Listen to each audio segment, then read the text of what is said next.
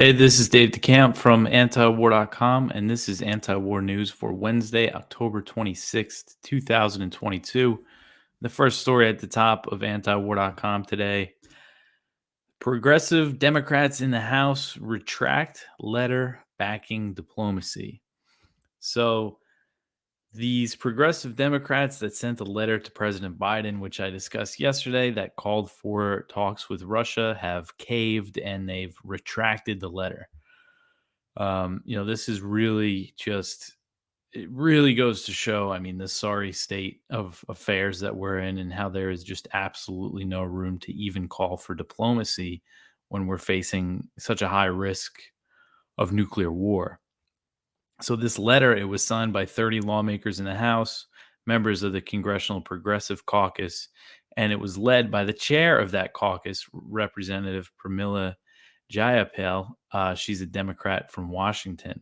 And in a statement, she said that the letter was drafted several months ago and blamed its release on her staff. So she threw her staff under the bus here and tried to act like she did not approve this letter being released, being sent to President Biden, which it was on Monday. She said, quote, "The Congressional Progressive Caucus hereby withdraws its recent letter to the White House regarding Ukraine. The letter was drafted several months ago, but unfortunately was released by staff without vetting. As chair of the caucus, I accept responsibility for this." End quote. So I mean, she's saying that she accepts responsibility, but she's also blaming it on her staff. And a source familiar with the matter contradicted her statement in comments to Politico, saying that the letter's release was personally signed off by Jayapal. And the letter was initially drafted in June, and some signatories publicly said that they would not have endorsed it today. Rep. Sarah Jacobs, she's a Democrat from California. She said that she signed the letter on June 30th, but a lot has changed since then and that she would not sign it today. She said, quote, "We have to continue supporting Ukraine economically and militarily to give them the leverage they need to end this war," end quote. So the letter was not, there's a lot wrong with the letter. They said in it that they supported the Biden administration's policy, which is shipping tens of billions of dollars in weapons to Ukraine.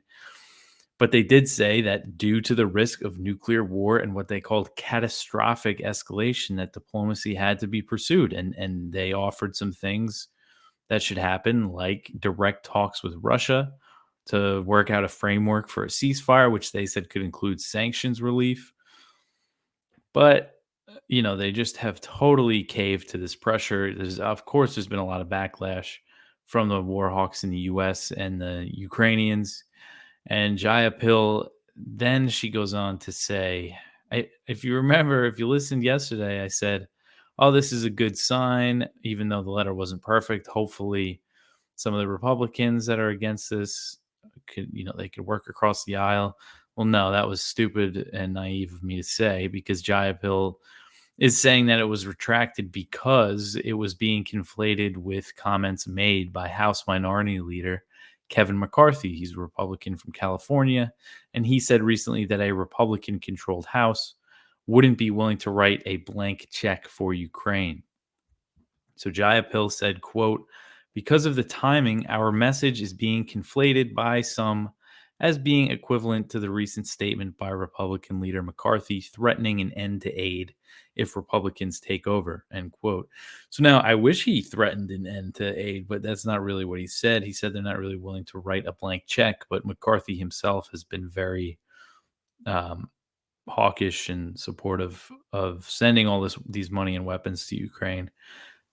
But hopefully something does change if the Republicans take over, or even if they don't. I mean, I haven't been paying too much attention to the polls, but I would just guess that they probably will, because if people aren't happy with the Biden administration. But Jayapal pointed out that there has been no no opposition to the Biden administration's Ukraine policy from Democrats in Congress. She said that Democrats, quote, "have strongly and unanimously supported and voted for every package of military, strategic, and economic assistance to the Ukrainian people, end quote. Jayapal said that the war in Ukraine will only end with diplomacy after a Ukrainian victory. So she's saying there must be a Ukrainian victory, but according to the Ukrainian government, victory means driving Russia out of the territories it has captured since February 24th and all of the Donbass and Crimea. So that's a pretty big goal that they have, and we'll get more into that in the next story. I think it'll be the next story. So, the Biden administration, just to recap, no sign that they're seeking diplomacy, um, despite Biden's recent warning that the world is facing the highest risk of nuclear Armageddon than at any time since the 1962 Cuban Missile Crisis. So, man, I mean, we're just in such a bad situation here that even just this timid attempt at calling for diplomacy has been reversed, totally reversed. I mean, not even, she issued like a statement clarifying it on Monday, but it kind of just reiterated that they support arming Ukraine. But this just completely pulling this letter and blaming it on her staff. I mean, it's really just unbelievable, just so pathetic. Um, and I mean, I hope this wakes people up to just see that don't get how bad things are right now. That just the fact that this happened, maybe it'll open some eyes. And we know that the Washington Post reported earlier this month that U.S. officials have ruled out nudging or pushing Ukraine to the negotiating table, even though they don't think Ukraine can win the war outright. And in an earlier statement, this was one that she issued trying to clarify the letter before retracting it. Jayapal said that the Congressional Progressive Caucus supports the administration's policy of not negotiating with Russia about Ukraine without Ukraine. So they basically have just taken everything somewhat decent that they said back. So yeah, that's where we're at. I shouldn't get my hopes up about anything anymore. All right, the next one. Nancy Pelosi calls for a Ukrainian victory at Crimea Forum. So House Speaker Nancy Pelosi on Tuesday spoke at the first parliamentary summit of the International Crimea Platform, a forum that was set up to discuss expelling Russia from the Crimean Peninsula, which Russia has controlled since 2014. So this event took place in Croatia on Tuesday. And in her speech, Pelosi said the U.S. will support Ukraine until a Ukrainian victory is won. And again, for Ukraine, victory means expelling Russia from Crimea, a scenario that Russia could consider an existential threat to its existence, giving it the pretext to use nuclear weapons under its military doctrine. So that's what Ukraine, they have really reiterated a lot that they are saying they want to drive Russia out of Crimea, which to me I think is an unrealistic goal. Russia has that major naval base there. They're never going to give it up.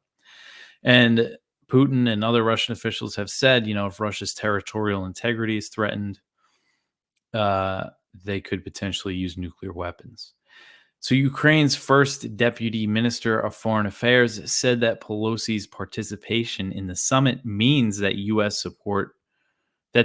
supports Ukraine's goal of driving Russia out of Crimea. She's saying, this makes it official. She said, quote, her participation is a direct confirmation that the issue of deoccupation of Crimea is high on the agenda in Washington. With such support, the return of Crimea is closer than ever, end quote. So Russia took Crimea in 2014 after the U.S. backed ousting of former Ukrainian President Viktor Yanukovych. Residents of Crimea voted overwhelmingly to join the Russian Federation. And while the U.S. and its allies dispute the results of the referendum, plenty of polls conducted since 2014 show that Crimeans are happy with the change. People dispute, I forget what the number was. It was something like 97% of people voted to join Russia, they said. But whatever, it doesn't really matter that number so much because polling after and before showed that people in Crimea wanted to join Russia and are happy that they have. So, Ukraine wants to take over a peninsula full of people that don't want to be part of their country, it seems like. And in her speech, Pelosi also boasted that Congress has authorized over $67 billion in Ukraine aid and said more is coming. She said more will be on the way when Congress passes an omnibus funding bill this fall. So this fall, it's fall right now. And NBC News reported last week that Republicans and Democrats in Congress are considering passing a new massive aid package for Ukraine that would likely be attached to an omnibus spending bill. So it seems like Pelosi is kind of confirming that that's the plan here. And the Ukraine aid is expected to be worth roughly 50 billion. That was the number in this NBC News report that they threw out there because they want to pass it for an entire year. They want an entire year's worth. And I could see it even being higher than that number.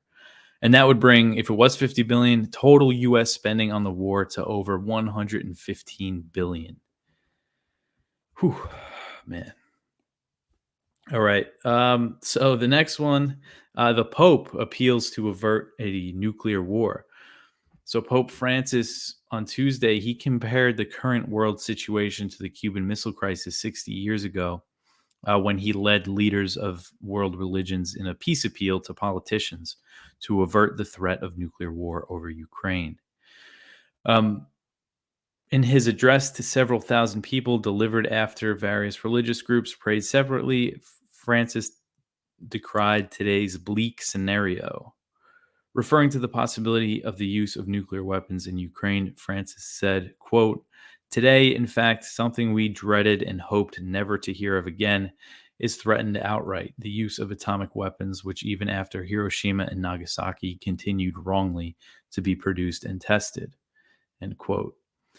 He recalled how on October 25th, 1962, at the height of the Cuban Missile Crisis, Pope John the 23rd delivered a radio message appealing to leaders of the time to bring the world back from the brink. So I mean, he's been calling for de-escalation and talks, throughout the war, and warning against nuclear war. And it's just another example of a world leader saying that we're back where we were back in 1962. And it just shows how dangerous the state of things is. So because of that, alternative media like antiwar.com is more important than possibly it's ever been. And it is our fundraiser at antiwar.com. And we have a great endorsement from Roger Waters, and not just an endorsement. He put up $20,000 for matching funds, and we need your help. And I want to just read his letter that he wrote for us. I might not read, I'll read a bit of it, but so this is Roger Waters' letter. Today, we are standing at the edge of a precipice, staring into the abyss. The end of all life on Earth is a very real possibility. The reins of power have been purchased by the oligarchs and ideologues, and they are hell-bent on the end of times. Make no mistake, this is not a drill. Some say the Cuban Missile Crisis of 1962 is the closest we have come to a nuclear catastrophe. But at least then, JFK and Nikita Khrushchev were in communication. In our current crisis, our leaders are not even talking to each other. We human beings must communicate with each other if we are to survive. We here in the West are drowning in a sea of pro-war propaganda, and presumably the Russians are too. How are we, the people, to make sense in this maelstrom of misinformation? Support antiwar.com. And he said that in all caps with 6 exclamation points. So he's serious about it. The powers that be, our masters, the self-appointed ruling class, want to keep us squabbling at each other's throats to be used as cannon fodder or slave labor. When a great journalist and truth teller like Julian Assange is in prison for sharing vital information, the time has come to man the barricades, to stand shoulder to shoulder with all of our brothers and sisters all over the world in defense of our beautiful planet home. As I told the audience on every night of my recent tour of the United States, Canada, and Mexico, we will never sell out. We, and here I include my brothers and sisters at antiwar.com, will keep speaking truth to power. Will you stand with me and support antiwar.com today? Let's remember what is important in this life. The time is now. This is not a drill. So that's pretty awesome. You should listen to him and go support antiwar.com. I love that he mentioned Julian Assange. All right. Next one here. The U.S. says that Russia has begun nuclear drills. So Russia has notified the U.S. that it has started its nuclear exercises, 2 U.S. officials said on Tuesday. So this Pentagon spokesman Brigadier General Patrick Ryder told reporters, quote, Russia is complying with its arms control obligations and its transparency commitments to make those notifications, end quote. So he's saying, what Russia did, they're being transparent and good and everything. But Russia is holding its annual Grom exercises. I believe that translates to thunder in English, Grom. And they will be held for several weeks. And the U.S. says that they will include the launching of nuclear capable ballistic missiles. And the drills coincide with NATO's nuclear exercises, known as Steadfast Noon, that are being hosted by Belgium and will be held over Belgium and the UK in the North Sea. Both exercises have been described as routine, but they come amid soaring tensions between the U.S. and Russia over the potential use of nuclear weapons. President Biden recently warned that the risk of nuclear war, I just mentioned that in the article. I know we keep saying that. I'm definitely writing too much about the risk of nuclear war. And it's just pretty concerning. But NATO's Steadfast Noon exercises, they do not involve live fire drills, but 14 alliance members are participating. And the US, France, and Britain are NATO's only nuclear armed powers, but 5 other alliance members host US nuclear warheads under NATO's nuclear sharing program. And that's Belgium, Germany, Italy, the Netherlands, and Turkey. So as I understand it, part of these drills is that these countries are simulating carrying nukes and dropping them. So even though only 3 NATO members have nukes, 5 more of them, a total of 8, I guess, could possibly deliver them. All right, the next one here. Russia raises dirty bomb allegations at UN Security Council. So Russia brought its allegations that Ukraine is preparing to use an explosive mixed with nuclear material known as a dirty bomb to the UN Security Council on Tuesday. Russia's deputy ambassador to the UN said he was happy that Moscow brought the issue to the UN Security Council, despite the criticism from the West. And Ukraine and its Western backers are saying that Russia is lying about the accusation, and Western officials have said Russia has not shown any evidence to back up the claim. And when asked about this lack of evidence, Polonetsky, he's the Russian deputy ambassador to the UN, he said that Russia had shared intelligence on the issue with the West. And Sergei Shoigu, the Russian defense minister, he recently spoke with a few of his Western counterparts, and Russian media said that they discussed this dirty bomb allegation. So also on Tuesday, Ukraine turned the accusation around and claimed that Russia was working on a dirty bomb at the Zaporizhia nuclear power plant, which has been under Russian control since March. Ukraine's state nuclear operator made the claim, didn't offer any evidence, and only said that it assumes Russia is preparing something like that at the Zaporizhia plant. And this plant had been the site of frequent shelling since it's been under Russian control. Ukraine has blamed the incidents on Russia, but Moscow has little reason to attack a nuclear plant that it controls and is now part of a territory that Moscow considers Russia. It's part of the territories that Putin annexed. And the International Atomic Energy Agency said Monday that it's sending inspectors to 2 locations in Ukraine where Russia alleged work is being done to create a dirty bomb. So the IAEA says they're going to these locations, and they said that it's being done at the request of Ukraine. So I guess Russia made the claim, and Ukraine said, come check it out, see for yourself. So who knows? I mean, like I said yesterday, Russia is really harping on this, and they're not dropping it. And now you have Ukraine accusing Russia of something similar. So it's definitely concerning. So it's just something to keep an eye on. All right, what do we got here? The next one, the State Department threatens to use nuclear weapons against North Korea. Deputy Secretary of State, this is from Kyle Anzalone at the Libertarian Institute, and Wendy Sherman, the Deputy Secretary of State, said that the U.S. would be willing to deploy its nuclear weapons to defend its allies against North Korea. She said the U.S., quote, will use the full range of U.S. defense capabilities to defend our allies, including nuclear, conventional, and missile defense capabilities, end quote. So she said this during a meeting with South Korean and Japanese officials. And she said that the U.S. security commitment to South Korea and Tokyo is ironclad. So this just comes as, tensions are just really high on the Korean Peninsula. And so you have Wendy Sherman saying something like this. And Kyle points out that Kamala Harris was just in South Korea calling for the denuclearization of North Korea. So when you have U.S. officials making threatening comments about using nuclear weapons, I mean, and you're trying to get them to get rid of their nukes, it just doesn't seem like a good strategy. And they've conducted there's been a lot of missile tests, a lot of war games between the U.S. and South Korea. Nothing seems to be giving in that area there. All right. We put one up from the South China Morning Post that says China's Taiwan timetable will not be rushed by the U.S. And it quotes a lot of Chinese analysts basically that say, I've been covering it, all these U.S. officials claiming that China is ready to invade Taiwan on a shorter timetable. But this is basically saying it doesn't matter what the U.S. is saying, and it doesn't matter what the U.S. is saying about this.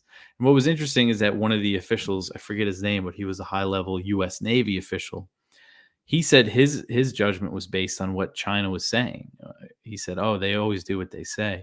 Well, if you look at what China's saying, at what Xi Jinping's been saying, he hasn't said anything about a timetable. I believe their plan is reunification, as they call it, reunification by 2049. And Xi Jinping has said, basically just reiterated a longstanding policy that China seeks peaceful reunification, but they don't rule out the use of force. And the only thing that I think will speed up potential Chinese military action, which probably won't come in the form of an invasion, it would probably be a blockade, is more U.S. support for Taiwan. And that's what we're seeing happen. And senators are looking to give them $10 billion in military aid.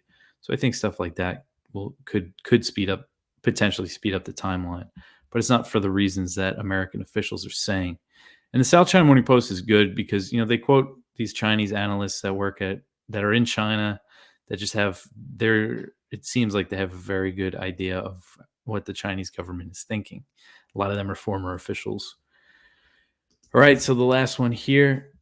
The U.S. launches another airstrike in Somalia and says 2 al-Shabaab fighters were killed.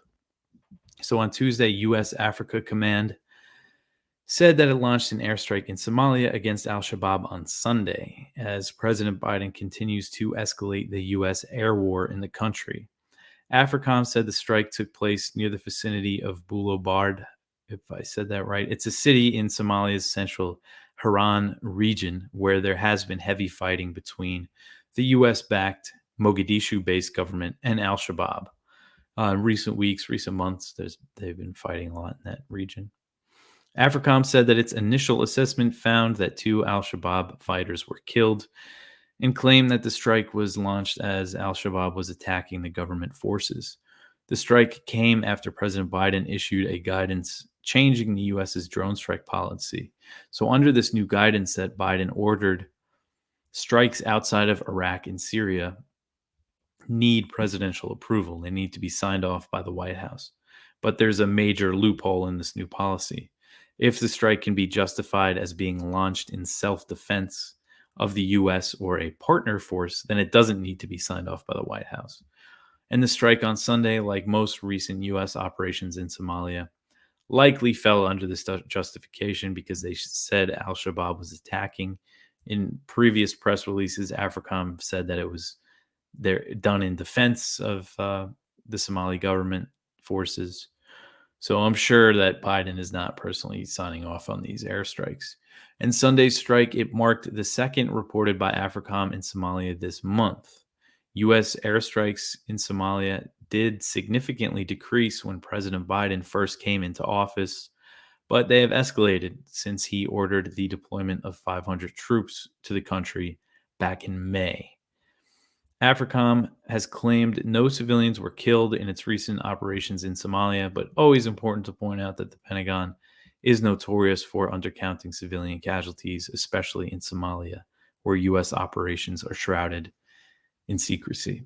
And I linked to an article from Nick Turse about that, who was really the authority on all things AFRICOM, special ops. We had a viewpoint from him on yesterday's page that was very good about AFRICOM operations and things like that, if you want to check that out. But that's it for me for today for the news. I hope, that wasn't too depressing. Sometimes, it feels pretty bleak. But again, please help us with our fundraiser, antiwar.com/donate. Subscribe to the YouTube channel. Tell your friends about the show. Share it around. You could also listen to the audio version wherever you listen to podcasts. We're also on Rumble and Odyssey if you want to watch the video on there. All the links are in the descriptions. But that's it for today. I'll be back tomorrow with more news. Thanks for listening.